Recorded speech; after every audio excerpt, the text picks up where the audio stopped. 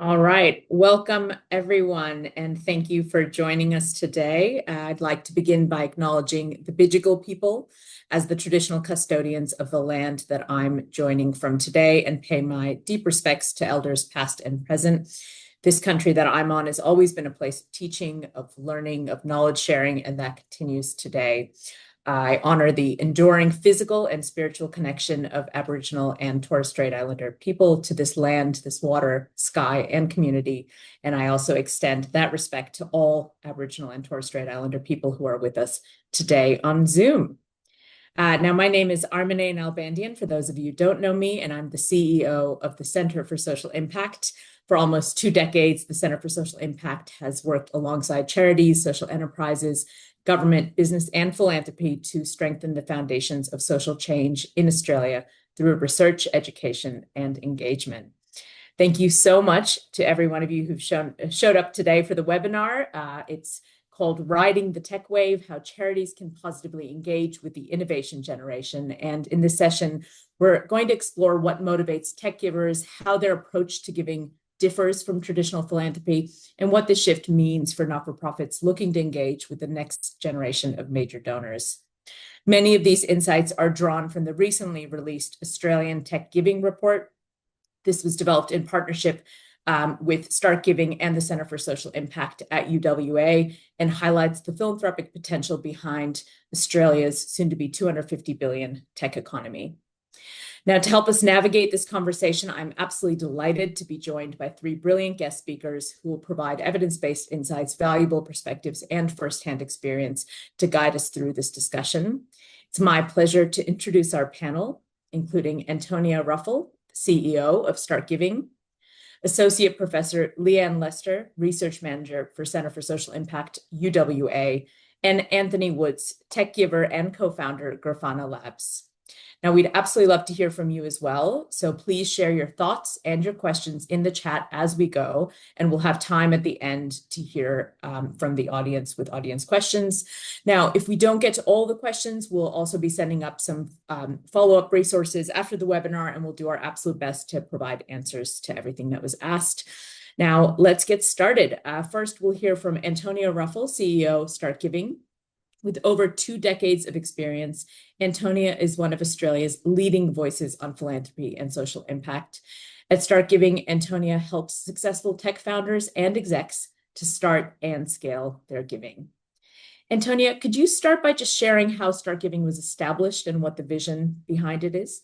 Yeah, absolutely. So StartGiving, as you mentioned, was established to really encourage a stronger culture of giving in the startup sector.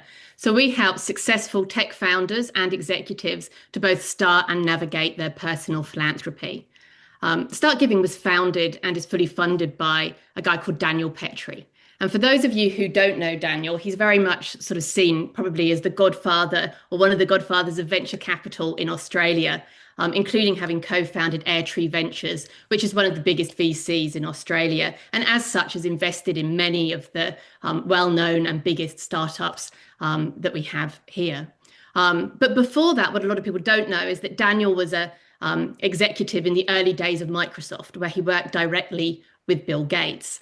And in those days, he was very influenced by Bill Gates and Bill's family and their sort of motto in life that if you're successful, it's your responsibility and not a choice to give back.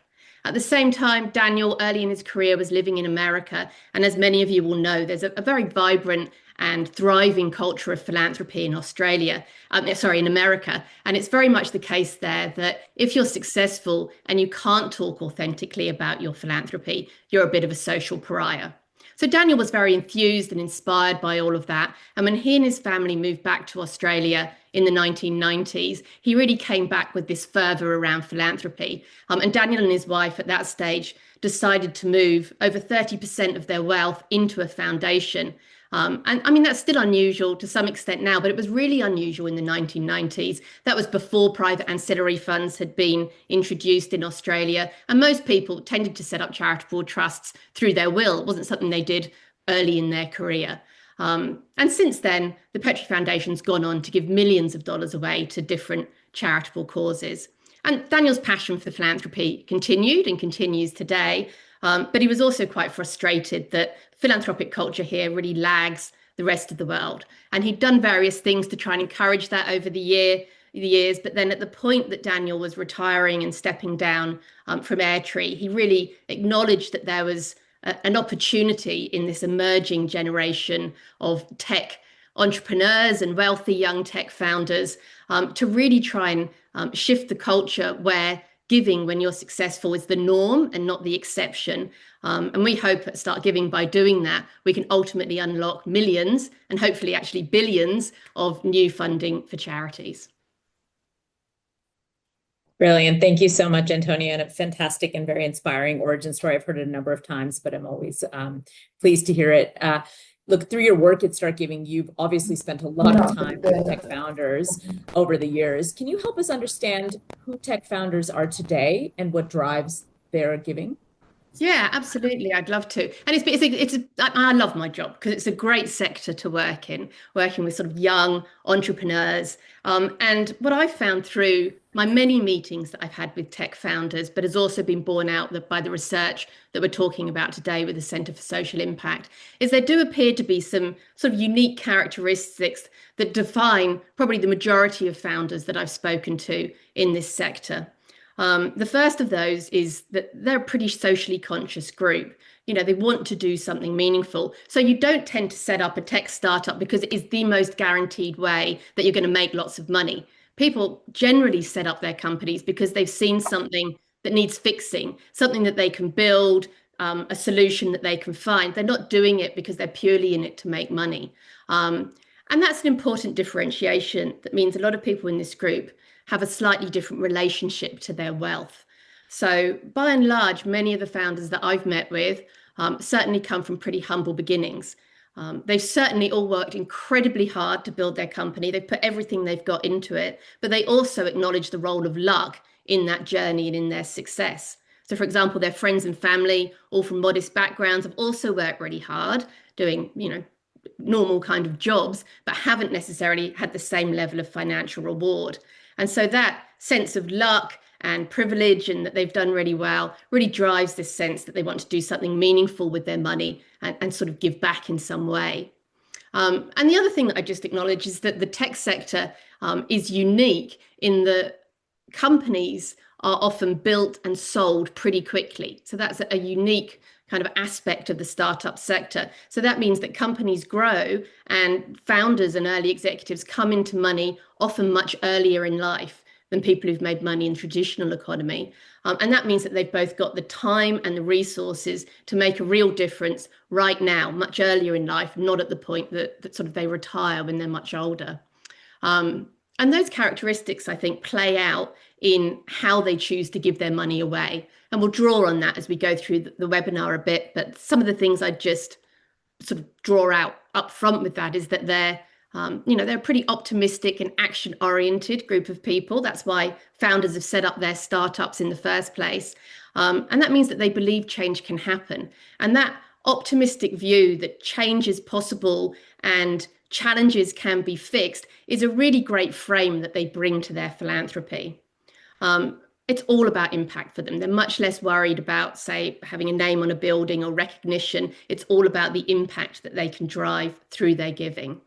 And so they bring this kind of hopeful, I suppose, entrepreneurial spirit to their giving, where they're willing to learn as they go. They're all avid learners. They want to collaborate. They're willing to take a bit more risk. And by and large, want to back inspirational social change leaders, new ideas, and innovation. So it's a really exciting group to be working with.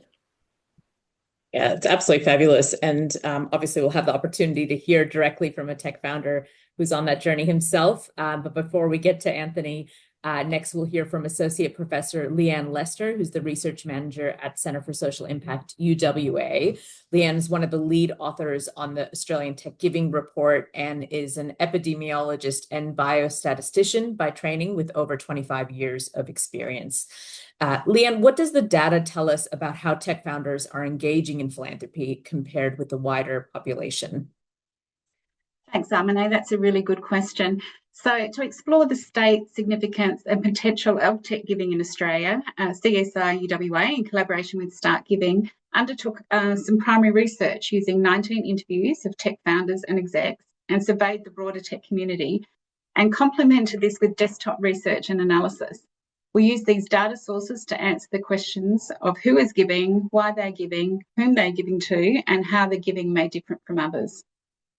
I'm just going to talk about some of the highlights of the research, which include the significant increase in tech givers over the recent years and their contribution to philanthropy.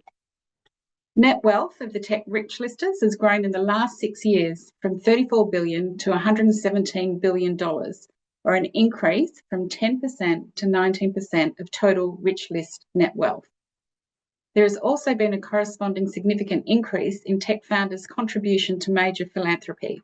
This has grown from 1% to 21% of total grants made by Australia's top 50 givers.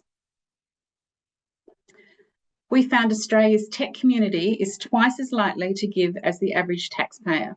As the rise in tech founders' wealth is slated to grow, there is untapped potential for more and for greater giving. So what are the motivators behind tech giving? As Antonio has alluded to, the top 5 motivators include the belief that giving can make a difference. The tech community have a desire to give back to the broader community, and they also gain a sense of personal satisfaction from giving. The community recognises they are lucky and fortunate to have the capacity to give, and their giving aligns with their core philosophical beliefs. Also of interest, setting an example is less of a motivating factor for the tech community to give than the general community. This aligns with other insights that show tech founders are more focused on creating an impact rather than receiving recognition or accolades for their gifts. All of our interviewees were brought up in a culture of giving and either volunteered themselves or saw their parents volunteer, instilling in them the importance of giving back.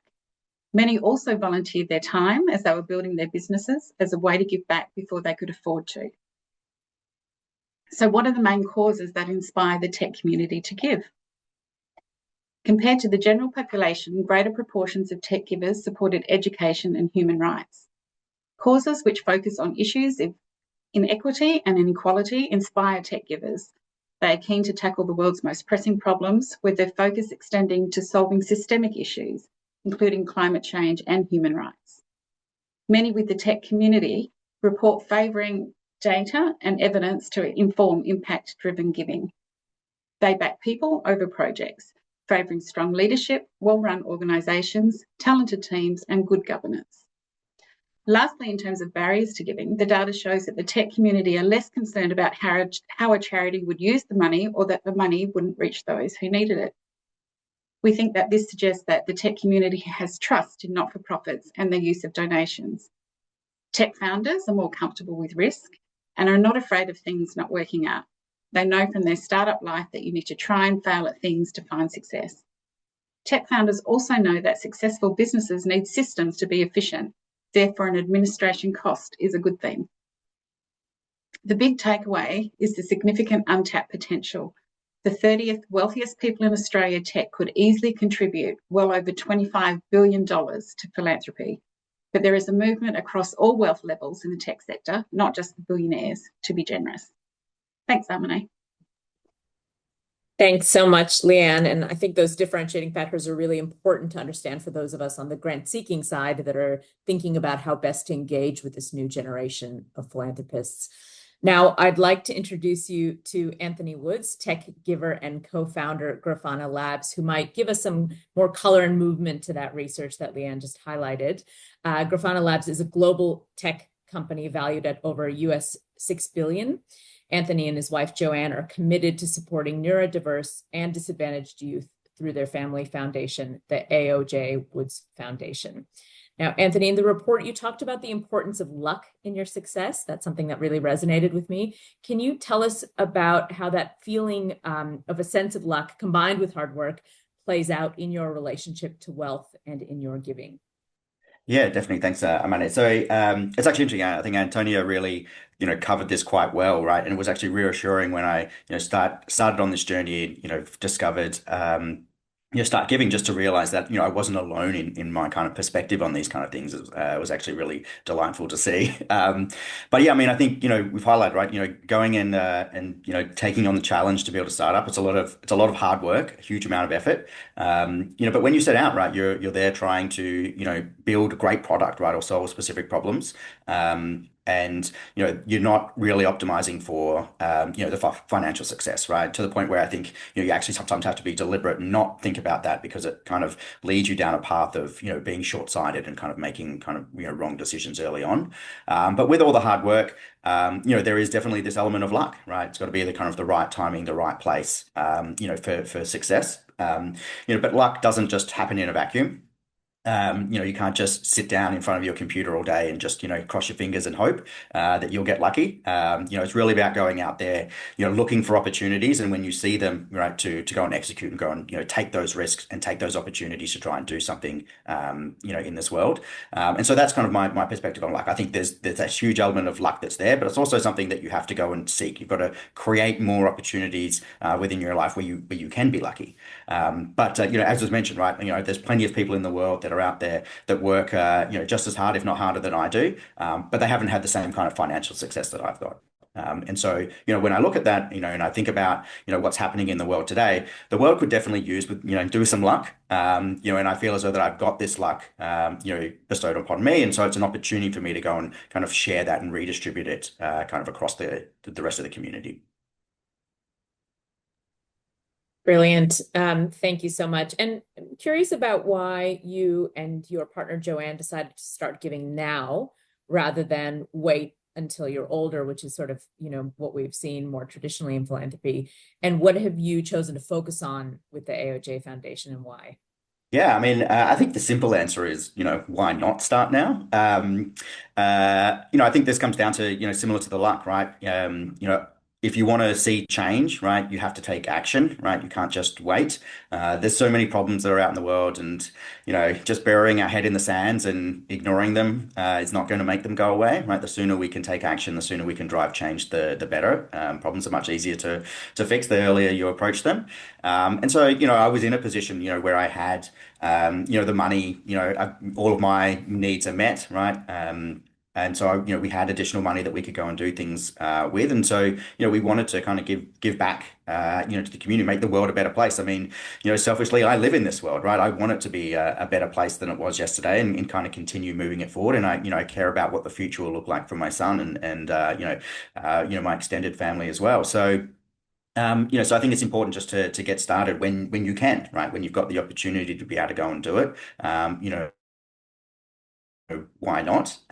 We certainly started off small. We didn't want to, take on too much too early. Certainly as we kind of got into the, philanthropy space, there was a lot that we needed to learn. So we just started just giving, naturally just ourselves, donating to different organizations, discovering what felt right, what types of organizations we wanted to kind of go and support. And it's actually really fantastic. The philanthropy community is really supportive and really engaging. And so we've, have been on this great journey to meet lots of new people who've kind of helped us on this journey, has helped us understand what's important to us, help us guide us on, how we can be more effective at our giving. And so we've been able to kind of ramp up as we go, and we still have a huge amount to learn, and it is still a journey, right, a progress that we're going to go on, and we're really excited for what that future will look like and how we'll be able to do so much more in the future. But really it comes down to, just getting out there, doing what you can right now so that you can, affect that change in the world, and start small. And one of the things I love about, the report itself, and, also the work with StartGiving, is realizing that, I'm not alone in this, right? There's so many other people that have this same perspective. And I think the more that we can come out and talk about it and say, hey, this is, what others are doing, and, not only encourage others, but inspire others, but also make people realize that, this is an acceptable thing to do, and something we should all be thinking about. That's wonderful. And there's definitely no doubt that this particular point in history, feels very urgent, both here and around the world. So that idea of why not now, given that urgency, really resonates. Thanks so much, Anthony. Now, Antonia, just another question for you. What advice could you give the charities looking for funding on this call, and those who will listen later on? What advice would you give them about how they should go about looking for funding from self-made founders? It's a question I obviously get asked a lot, Armine. So I'll give a few points that I often respond to that I think it's worth reflecting on if you're interested in securing funding from this sector. The first one I'd say is that the research and what we're talking about is hugely optimistic about the potential for unleashing billions of new funding for charities. We see this potential pipeline of future funding that is coming that really, I think, is going to transform the face of philanthropy in Australia. But I think the tension or the challenge that is worth being aware of, and I acknowledge for charities, is that the nature of tech startups is that often these startups are created and take investment from various different investment people. So often founders in the early years of building the company and before they exit, much of their wealth will be tied up in shares in their company, so tied up in unlisted equity. So for quite a period of time, you'll find that a number of founders will be very wealthy on paper. They might even show up in the top 500 rich list or whatever it is. But in actual fact, that's not very liquid cash. And still, they actually have some sort of liquidity event like the sale of their company. So for you as a charity or as a fundraiser, there's a question to consider about how much time you're going to invest in nurturing those relationships early, knowing that they might not have a significant financial reward in terms of donations for a few years until that company kind of realizes its success. And that's a tension I just acknowledge, but often people don't fully understand that wealth isn't fully liquid at first. So I think it is finding ways for tech founders to do exactly what Anthony was talking about, giving them opportunities to start smaller, get engaged, get to know you, in the hopes that is going to lead to further support down the track. So that's one thing that I'd note. The other is that by their nature, a lot of tech founders of their company do like data and evidence, and have both an emotional but also an irrational approach to their giving, I think. So of course you want to have great, inspiring stories in your fundraising. We know that. But I think it's good. People do look in this sector for evidence, particularly about impact or what sort of impact is being desired, often presented in a reasonably easy to digest pitch deck is probably going to resonate a bit better than a very lengthy sort of bureaucratic style of application. And the last thing I'd just note is that by their nature, tech founders are this is a digital first community. So traditionally in fundraising, certainly 20 years ago, it was all about big fancy gala dinners and taking people out for coffee and lunches if you were doing major gift fundraising. But my experience with tech founders is that many times their preference will be for a Zoom meeting. So if you're reaching out all the time to get people to go to events or to come for a face-to-face meeting, it's not necessarily a pushback that you're getting only I'd rather do a Zoom meeting, but that really is the preference of many of the founders that I'm working with. They'd rather have a Zoom call, often over an in-person meeting, and certainly over a gala dinner. So those would be some of the things that I'd keep in mind. Yeah, that's incredibly helpful, both really practical, actually, tips for people to sort of rejig their way of thinking, as well as some broader thought starters. Now, we're at the point where we're ready for audience questions, and I see a number of you have put questions in the chat. We might actually just start from one from the audience for you, Antonia, which is, would it be accurate to say that this sort of tech giving is best characterized as impact is greater than legacy? Yes, absolutely. I think that is the case. I've worked in philanthropy for a long time, and I think traditionally the way that we've approached philanthropy, particularly with very wealthy families, is to focus very much on this is an opportunity to create an intergenerational vehicle that's going to go on forever.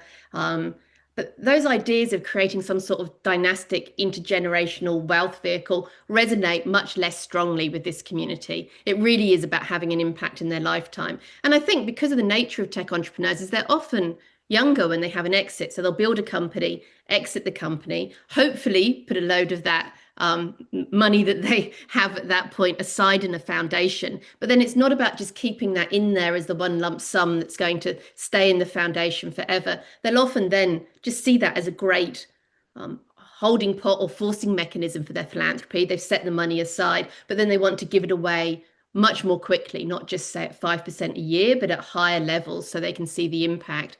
And of course, because they've been successful earlier in life, they're not done. tech founders are avid learners. They want to do something. They're unlikely to sit around for the rest of their life sort of playing golf. They're much more likely in time to go into setting up another startup, often an impact-driven startup, but they certainly have an expectation, I think, that they're going to create more wealth in the future. So that drives this desire to have get money out the door faster, have an impact now, and it's not all about the legacy or creating something that's going to go on for generations. Yeah, that's fantastic. Question for you, Anthony, if you're happy to take this one. You mentioned data and evidence is an important factor for tech entrepreneurs as they think about their giving. How important is the human impact story? The question is data king or following the heartstrings? How do you balance those two? Yeah, I mean, I think there's definitely a combination of them. Heartstrings obviously, always resonates. I've seen some pitch decks that included, pictures of babies and puppies, and you're like, well, okay, you're doing well. But definitely we'd like to kind of think about, what is the impact? I think there's a few other kind of questions kind of in here around, kind of like what, certainly my perspective on how I think about, what I'm looking for, when we're talking to funders. And really, I'm a big believer. It's like the people that drive change, right? Certainly at Grafana Labs, like we believe that our most valuable resource is our people, right? It's the people are the things that lead to success. And I think when I think about philanthropy, it's the same thing, right? It's the people that we're investing in and less about specific programs, right? So the key for us is really to go and find those passionate people, who, have a vision for what it is they want to achieve, but also, are able to kind of, we're able to believe that they've got the ability to go and execute on it, right? And so I think that's what's really important. So at the end of the day, when I think about philanthropy, I'm investing in people to drive change, and I want to do that in a way where they've got flexibility. And it's very similar to the startup scene, right? When you go and raise money, from a VC, typically they're investing in the individual and it's less about the specific product, right? Because I know even our journey, right, the product that we set out to build is certainly not the product we ended up building, right? Because things change along the way, and you want to be able to kind of be flexible and be able to kind of, navigate and move around to where the needs are at a certain time. And I think for philanthropy, it's the same thing. We don't want to burden people with sticking to a specific plan that they might have had, knowing that the world has changed and they need to adapt to change with it. We want them to have that flexibility to go and do that. And so, betting on those people becomes really important. Yeah, that's brilliant. Makes a lot of sense. We have another question. This one's probably for Antonia. What do you think are the biggest barriers, political, legislative, and regulatory, to philanthropic giving from this cohort of givers in Australia? Yeah, interesting. What a great question. So the biggest barriers from a different point of view in a sort of legislative sense, I'd say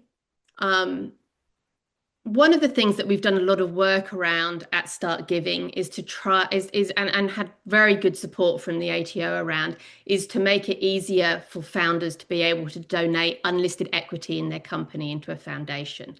So that is getting easier to do at the moment, but I think that's one of the things that can make a huge difference in philanthropy, because if people move a bit of unlisted equity in an early stage company into a foundation today, that might be worth a small amount now, but in 5 years' time, it's been set aside already and it might be worth millions or hopefully even billions. So that's one of the things that we've done a lot of work around, but constantly working to do. Then the other thing that I think people often talk about in a philanthropy space that could be a barrier or an incentive is around tax.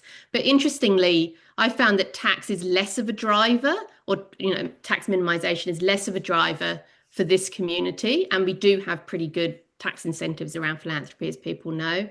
And lastly, I think that would be that there are limitations if you've got a private ancillary fund about giving to deductible gift recipient organizations. And I think through this research, we can see that a lot of tech givers do have an international lens. So it's trying to find ways for them to easily be able to give internationally, or to some exciting newer initiatives that might sit slightly outside of the DGR framework. But broadly, I think that the tax regime and the private ancillary fund regime that we have here certainly encourages and makes it easier for people to set aside assets for future philanthropy.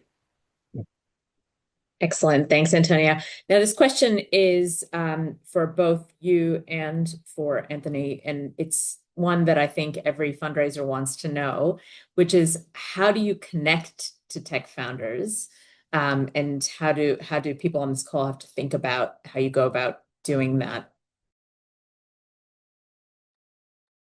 I'll have a crack at this one first. Yeah, so it's really interesting. I mean, it's surprisingly difficult, as a funder to find organizations. And fortunately, I have my wife Joanne who does a lot of the heavy lifting around this. But it's really going out and meeting people. Really kind of engaging with kind of the different kind of community groups. So we do a lot of work with Philanthropy Australia, right? They run a lot of meetups and help doing a lot of that kind of bridging and connecting between funders and different charities. And so it's getting out there, and it really is, it's the networking, right? So it's finding these groups that we can go and talk to, and then be able to go and meet people at events, go and talk to them, go and discover them. And often it's about going out and having those conversations and getting kind of to meet them.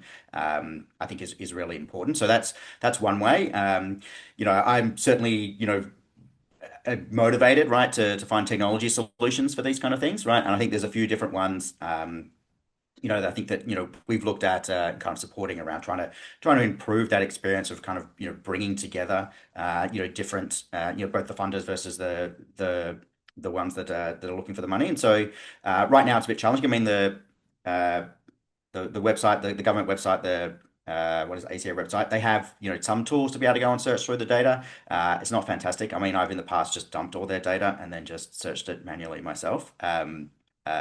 Just because that was a little bit easier, but it's also challenging. And really, when we're looking for, organizations, because it is more based on the people, we find it more effective to just go out and meet them. Great. And Antonia? Yeah, I mean, it's always one of those difficult things, I think, when you're fundraising full stop, is how to get in front of people who aren't necessarily just wealthy, but also have an interest and an appetite to fund whatever area it is that you're working in. So there is, we all know, a magic in fundraising of bringing those two together.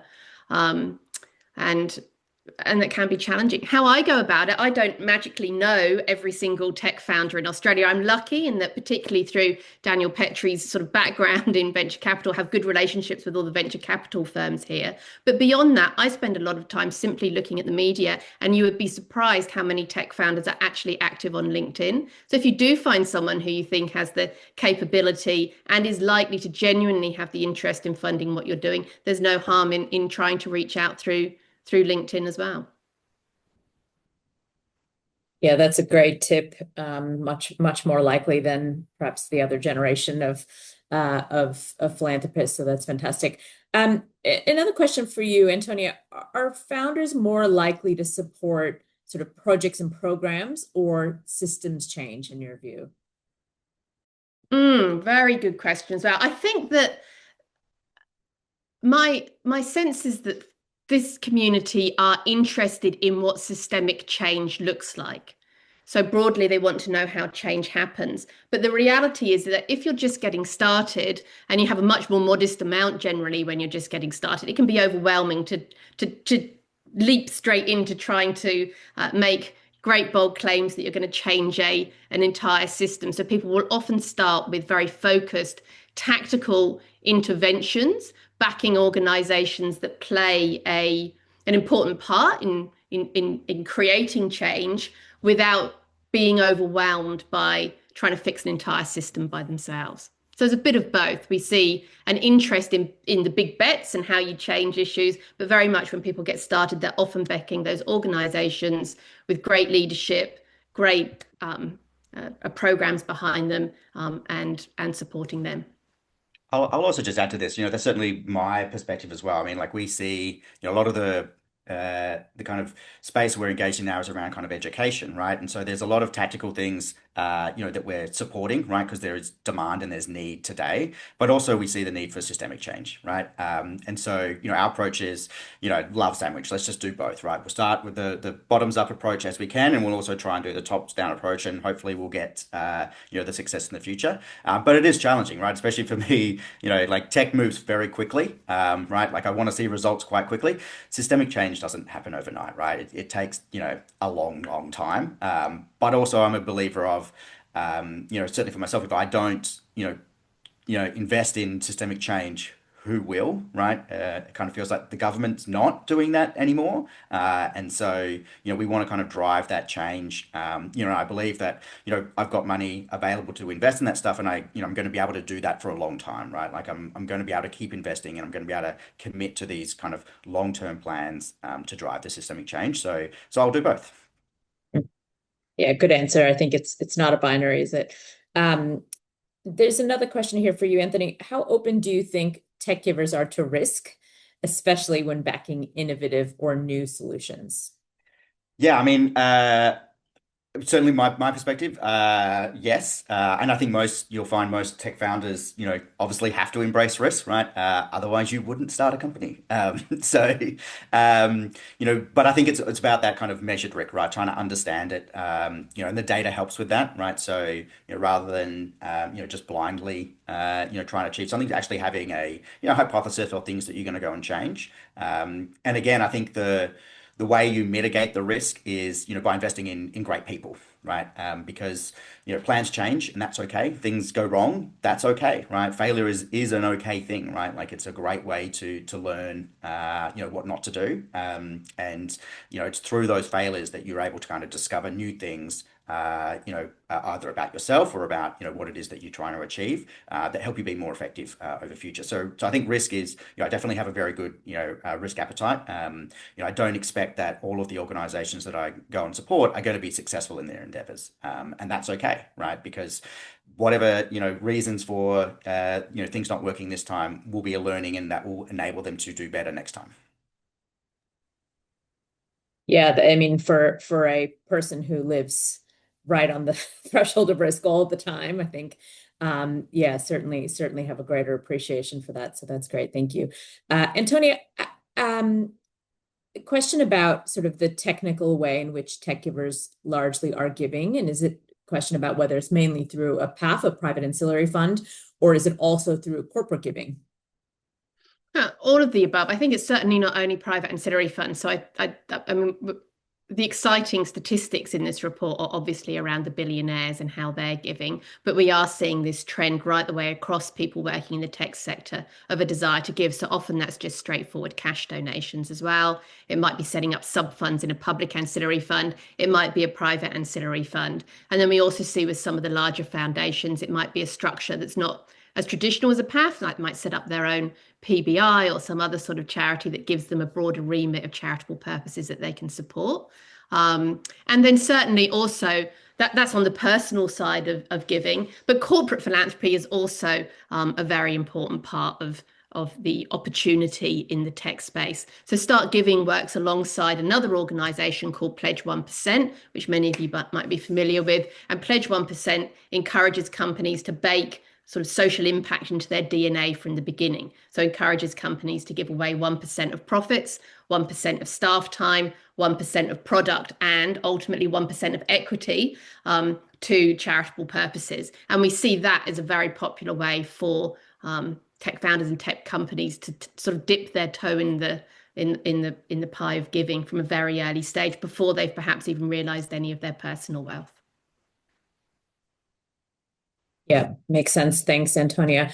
There's been a few questions we've noticed in the chat about style of communications that founders prefer, what they're interested in. I would suggest that reading the report's actually a great place to start, and that the link has been shared and will be shared in the follow-up resources as well, because that kind of covers some of those facets.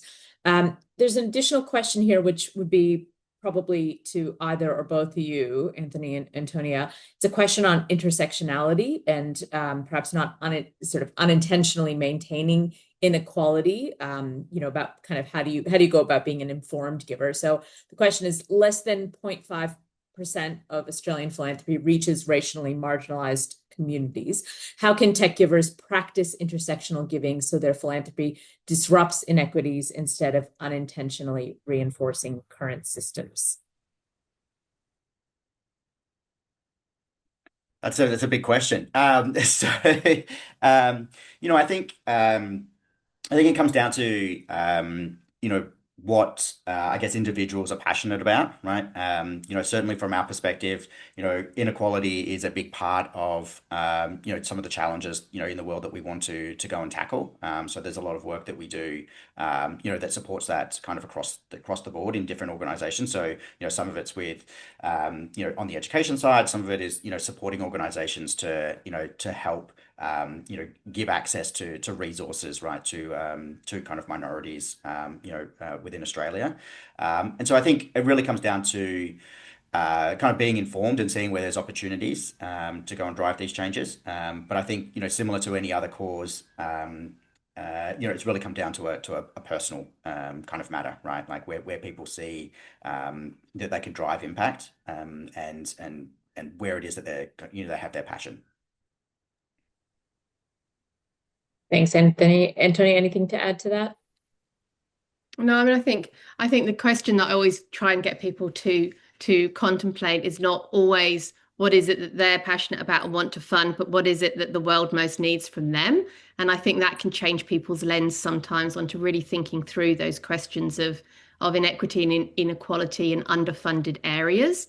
And it is a challenge. Of course, people, there are gaps and challenges in philanthropy, but I think and hope that this sector is broadly aware and in tune with issues of inequality and are very keen to learn. And it's certainly not something StartGiving can fix by ourselves. There are a number of people in the philanthropy ecosystem trying to address these issues. And my hope is that there is certainly a greater willingness to fund beyond the most obvious places within this community. Yeah, I think one of the great things that Joe and I did on our journey was a program we did was called like Finding Your Focus, right? Which was really kind of sitting down and kind of articulate what your core values are, right? Because I think one of the challenges that comes to philanthropy is knowing where to go and invest. And so that was a really good kind of experience to go through and be able to kind of articulate what was important to us, so that we could kind of, from that kind of build a draft mission statement around like where is it that we want to go and drive change and what is needed in the world. And I think that's a good, kind of tool to kind of help people articulate that so that they can see, and kind of be kind of introspective and think about what is actually important, what is important to the world today. Yeah, fantastic. Probably one last question here from the audience, and I might ask you this one, Anthony. Now, the report's obviously focused on personal philanthropic giving, but we have a question about investing in for-purpose organizations. So the question is there interest in supporting for-profit, for-purpose social enterprises, whether or not they offer tax-deductible donations? Yes, I mean personally, yes. I'm a big fan of kind of impact investing, right? So finding kind of not-for-profit organizations that are looking to drive change, by building products or building services. I think it's a great a win. I mean, not everything's a charity, not everything's a business, and there's this kind of group that kind of sits in the middle that are doing amazing things.